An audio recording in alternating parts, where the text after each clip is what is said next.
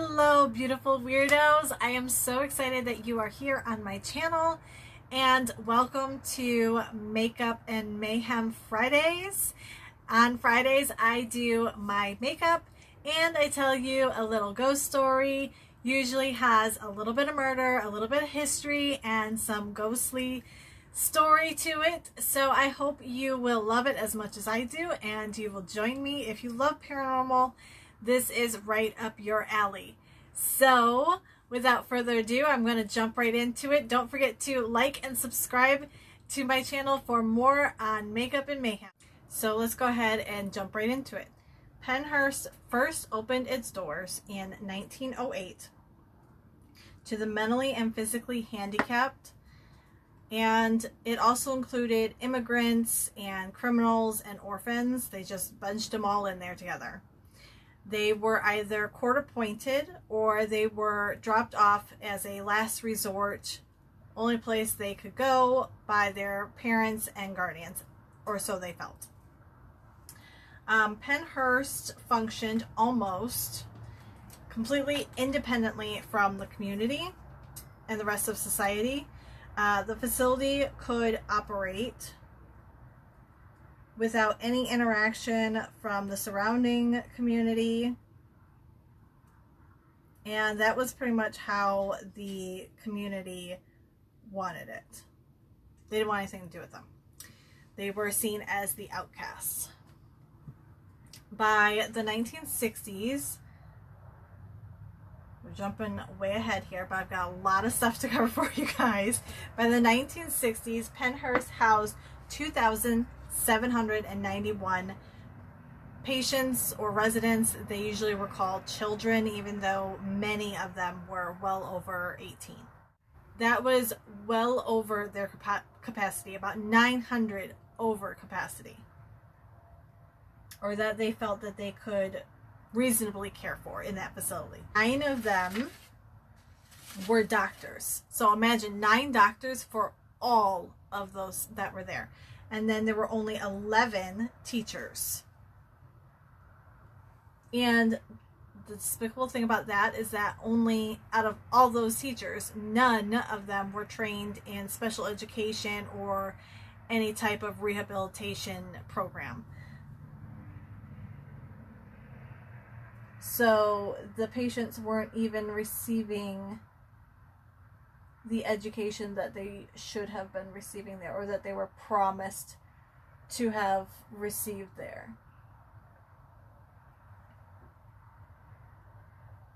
NBC 10 did an expose in 1968. This is where everything was revealed that was going wrong with the facility, and it was done by Bill Baldini,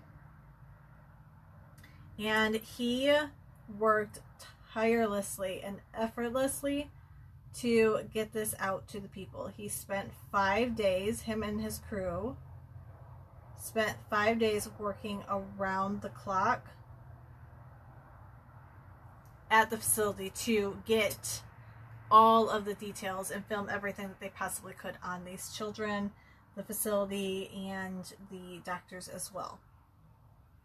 And what was revealed was deplorable conditions that even some would even say they wouldn't house even animals in that facility. So the chilling documentary was shown of the despicable environment and treatment of Pennhurst residents that shocked the nation, literally the nation. And it was inevitable that the hospital would be shut down after this because conditions were so bad, which I will get to. I will talk a little bit more about what exactly was going on if you haven't seen the video, which I will also include a link to.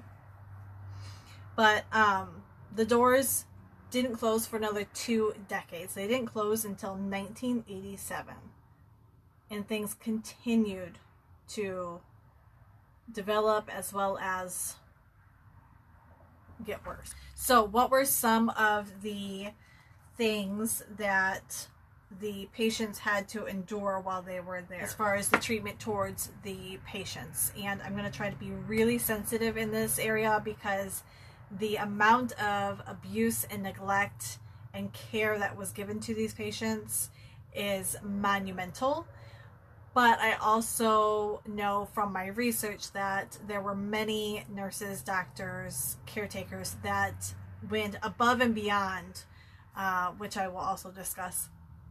But they went above and beyond for some of the patients there.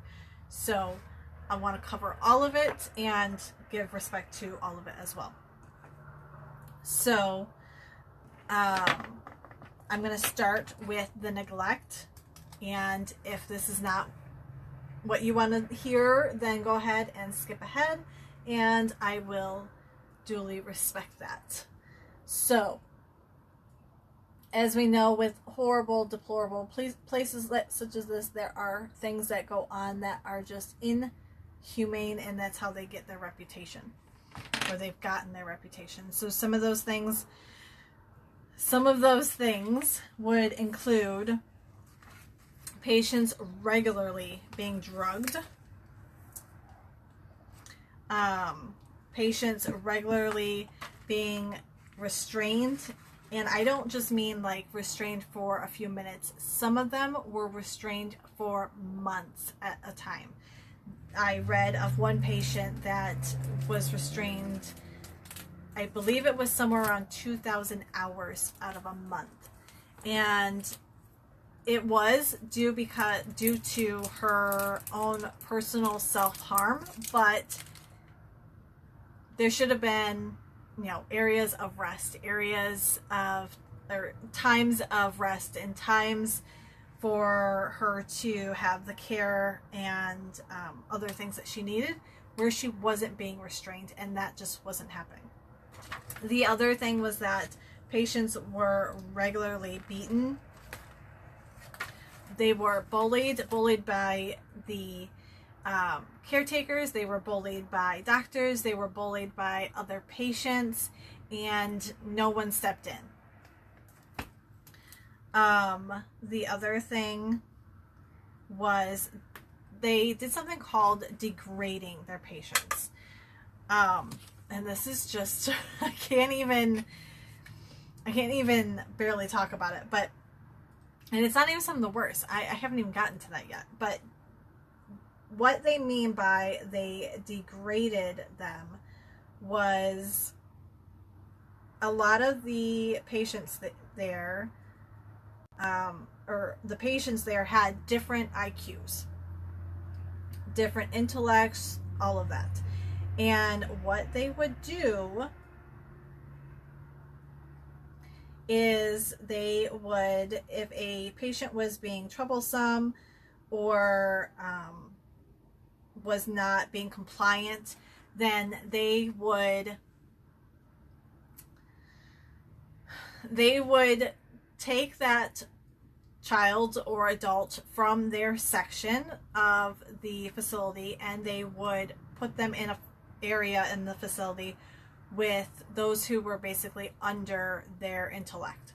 So, someone who had an IQ of 60 would be put with others that had IQs of, say, 10, 15. And they would be locked in there. They would not be able to go anywhere at lengths of time. And this would be intended to basically bring them down a peg or two, which is just ridiculous. But they felt that this would make them more compliant. It would make them submissive. The worst, though, was this is so bad. I can't even imagine, because I have my own personal fear of issues with teeth being removed and whatnot. But the worst punishment was that the staff would remove teeth. And they would do this, basically if a patient bit either a staff member or another patient just the first time, they would take them downstairs to the basement where the dentist was at, and they would remove all of their teeth, every single tooth, without pain medication or numbing medication. How cruel is that? I can't. I can't. Moving on quickly here. But in addition to that, there were body parts and fetuses found in the basement used for laboratory experiments. I read there was a groundskeeper at one time that was asked to build a box for a leg. Just a leg, nothing else. Everything else had been already buried. It was a patient that had died at the facility. I don't believe I heard how he died, but he died at the facility. And mind you, there were hundreds of patients that died at the facility. Some of them were righteous deaths. They were, there was the influenza pandemic. There was tuberculosis going on there as well. There was a lot of illness that went on, but there were also very questionable deaths that went on. What color am I doing next? I'm trying to decide which color I'm playing with here. So anyways, the body parts. So totally off track. So he was asked to build a box for this leg, and at first he said he was really freaked out about it. He didn't know if he should or why it was going on, and he spoke with a former caretaker, and he said, yes, it's just a leg, don't worry about it, just build the box. So apparently the gentleman that had passed away, they cut off his leg to use it as an experiment. Like I said, body parts were found in the basement, stored, that had been used for experiments, and this happened to be one of them. His leg was used for an experiment, and they were done experimenting with it, so they wanted to bury it with the rest of his body, so they had the caretaker build a box to place in the cemetery that is on the grounds with the rest of his body. I mean, at least, oh shoot, I just got makeup eyeshadow on my shirt. So, I mean, at least they were decent enough to return his leg to him, right? I guess. Now the thing that I found really questionable was that there were fetuses in jars in the basement. This caretaker witnessed it when he would go down to the basement to clean the broiler, he said. I questioned the fetuses because they did not have a gynecologist for all of the women that were on the ward, and there were upwards of 1,000 women on the ward at one time. I think there might have even been more. No gynecologist whatsoever, but there was rape and sexual assault and other things that were going on that should have called for a gynecologist to be on site. But of course they didn't do that. They couldn't do that. So these poor women were having babies, or they were just having these babies taken from them, and they were being used for experiments. So, yeah. The other thing was that some of the patients, because they were so overwhelmed with patients, they were unable to keep up with the deaths in the facility. So sometimes the deceased would pass away and they would be left for days or weeks in the halls and in the rooms, unattended and unknown to the staff in the hospital. And this was just common knowledge and common practice. As far as the doctors go, as I mentioned, many of the staff members were very, very caring, and I will get to that. Just give me 1 second. I got to talk about this doctor. This doctor was interviewed in the expose I spoke about, and you have to see this expose because seeing him talk, hearing him talk, and then seeing his expressions as he talks about the things that he did, super creeps. I mean, the guy has given me the super creeps. So his name, fittingly, is Dr. Fear. Dr. Jesse G. Fear is his name. So Dr. Fear was quoted. He talks about how they punished patients who acted out by downgrading, which I already spoke about. They would downgrade them a little bit. He claimed that the punishments often offended their dignity. Well, yeah, just a little bit, I would think. But, you know.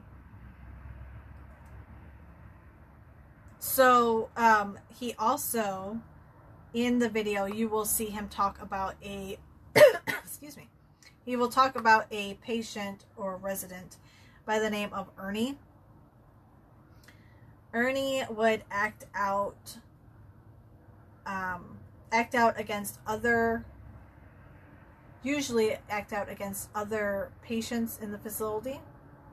And he would do so by being aggressive with them, being a bully in general, but usually by being aggressive with them. Well, one time Dr. Fear happened to witness this, and he told him that he was going to take care of him himself if he ever touched a patient again. And Ernie said, "Please don't touch me." And Dr. Fear said, "Oh, I'll touch you later." Okay? So then this ridiculous man goes and he asks a fellow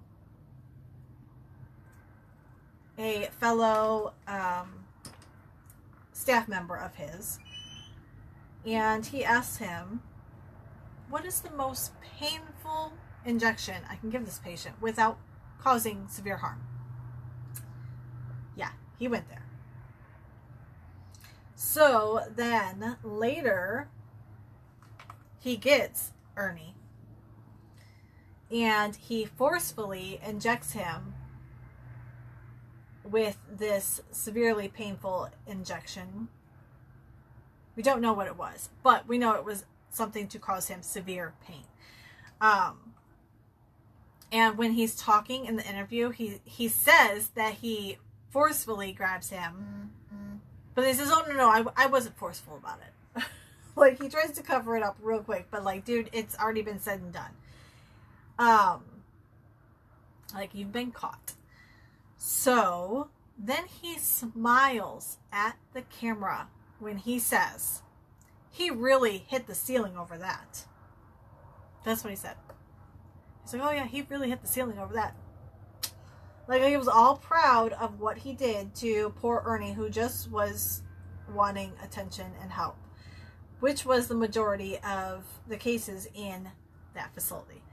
Most of the patients were just acting out because they were being severely neglected on a daily basis. Some of them would go so far as, hold on to yourself, they would cover themselves, but you know, they would say that these patients aren't very smart, but oh, they're smart. They know what they're doing, okay? If they covered themselves in their own feces, their own urine, they understood that meant that they would immediately be taken to the showers and washed up. So it became routine for patients to do this somewhere up to 12 times a day, just so they could get attention. Think about that. They were so starved for attention that they would smear themselves with their own feces. Yeah. It's despicable. It's deplorable. It's disgusting. And not in the sense that smearing poop on yourself is disgusting. It's disgusting because they had to go to such lengths to get that human connection with someone.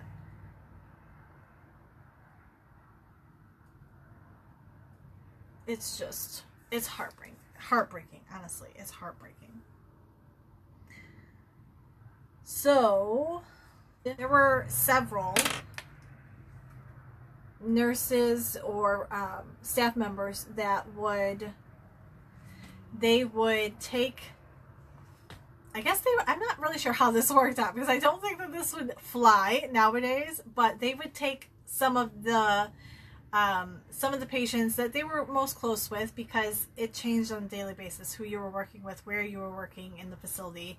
They would take some of their patients and they would bring them home on the holidays, so they would have them at their home with their family for Christmas, because a lot of their families didn't come and visit them. A lot of them were completely neglected by their family. Some would still visit, but it was rare. So, like I said, they would kind of adopt them into their family and they would bring them home for the holidays. Some of them would take them outside for walks or picnics and things like that. There was a short-lived program where the local high school students would act as if as interns, sort of, and they would come to the school and they would read stories to them. They would again take them outside for walks or picnics, do small things like that with them to connect with them. And those are the heartwarming we don't want heartworm. Those are the heartwarming stories that come from Pennhurst, and it's really good to read those when you're reading about all the other unsettling things. There is one death that I want to mention, because it is abominable what happened to him. The gentleman who did it to him should have served a lifetime of punishment, in my opinion. What he got was not severe enough. So let me grab my brush. Is that the one that I want to use? No, I'm going to use Snatched. So, playing with all of my new Morphe palettes and having fun. Okay, so there was a patient in 1937. Moving my mirror a little bit. There was a patient in 1937. His name was Eugene Statler, and he died a horrible death.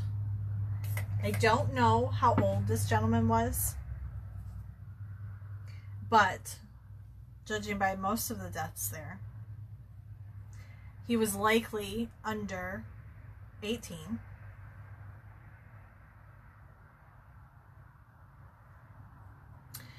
He died of a brain hemorrhage and shock.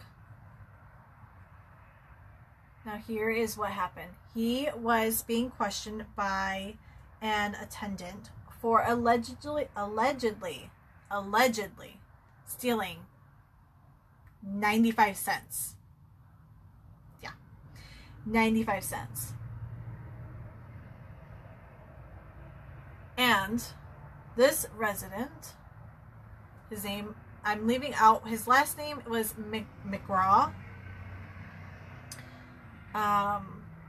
I don't actually know if I even have his first name. Not that I should be that respectful, in my opinion. Anyways, he told Eugene to put on boxing gloves. I cannot talk today. Boxing gloves for his punishment. Statler then received several blows to the head against a wall. So it wasn't bad enough that he was punching him.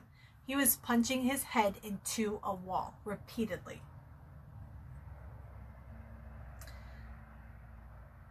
And that's how Eugene received his head injury and brain hemorrhage and then went into shock. Now, McGraw claims that He gave him his punishment, and then he walked away to go do something or another. And he came back and he found him like he was. Bullshit. I'm saying it. Bullshit. He knew what he did. He knew. So, do you think he was, given jail time? No. Nope. He received a 3-day suspension. 3-day. I don't know whatever became of McGraw. If he was eventually let go, if he was maybe put on a different department, for God's sakes. Don't put him with the patients. Nothing else. I couldn't find anything else on him. So, is it haunted? We know that several deaths have occurred there. More than several. More like a couple hundred, if not more. And we know that many have been unaccounted for. We know that many of them were at the hands of others. And that energy, that negativity, that pain and anguish oftentimes cause hauntings. Those spirits are unrest and they can't move on. They say that Pennhurst is one of the most haunted asylums, hospitals in the U.S. That's why it's at the top of my list for this reason. I have seen several accounts of ghost hunters going in and investigating the Pennhurst State School and Hospital. I watched documentaries and read documentaries. I'm going to tell you about 4 of the ghosts that supposedly haunt the state hospital. As well as some of the happenings that go on inside Mayflower Building, which is supposedly the most haunted building in the entire facility. There's not a lot known about the ghosts that are supposedly seen there. Okay, so the first ghost is a ghost boy known as Howie, and he resides in one of the buildings still left on the facility. Some of them have been torn down because of decline in their condition. So, Howie is known to play with an airplane. There is a little Fisher-Price airplane that is in the room where he usually plays and sits, and he is known to play with his airplane. He has reportedly been seen playing with it or moving it.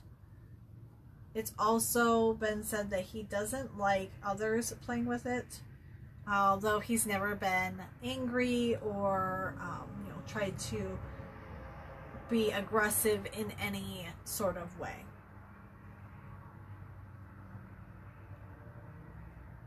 Then there is ghost number 2, which is Fisher. Fisher is kind of creepy. Fisher is said to be a tall, dark shadow. He is a shadow man that is sometimes seen.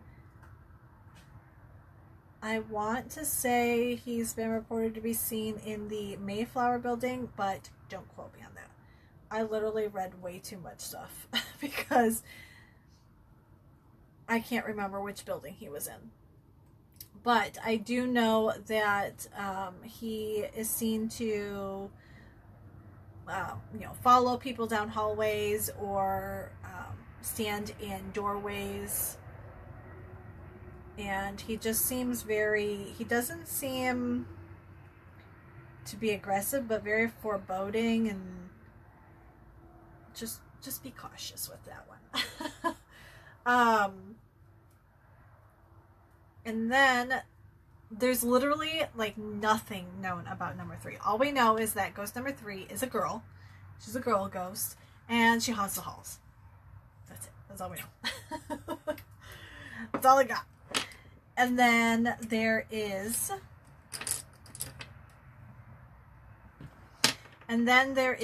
ghost number 4, which is known as the King. And the King he's not so nice. The King is a menacing figure, and he likes the ladies, so you know. Hit him up, ladies. He was a maintenance worker in the 40s and the 50s, they said. The boiler room was kind of his hangout. That's where he liked. Dark boiler room. And he was a smoker, so he usually had cigars or cigarettes, so that smell tends to linger, they said. He was not a nice person, and he was not nice to the patients and residents there. He is known to be seen as a shadow figure. He can get kind of touchy.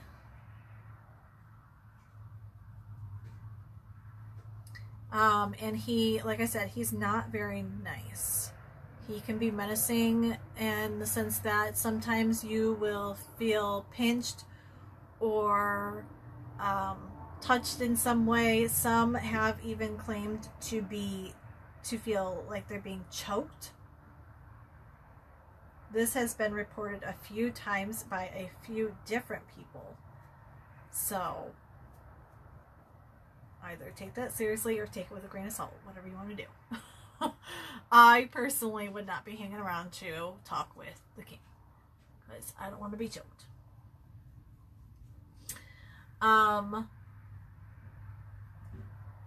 So those are the ones that I've heard. Now there are also other reports of things such as a lot of door slamming. I heard a lot of screaming on EVPs. There was definitely a lot of anguish going on. But in addition to that, there was also other noises. Like there were EVPs of puking. I know, nobody wants to hear that, right? But there was definitely, I mean, it was very apparent on the EVP. You could not mistake it. It sounded like someone just vomiting. And there's been sounds of toilets being flushed when there's no running water in the buildings.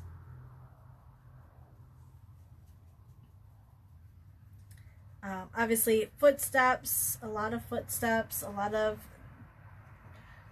doors and things going bump and bang, as well as did I say footsteps? I don't know if I said footsteps. Probably. Footsteps being touched. You can hear a lot of child voices. Now, there were a lot of children in the facility, not just the ones that they called children, but also actual, children under the age of 18 were in the facility. There were children as young as 6 months being kept in cribs and cages, but I'm kind of skipping over all that.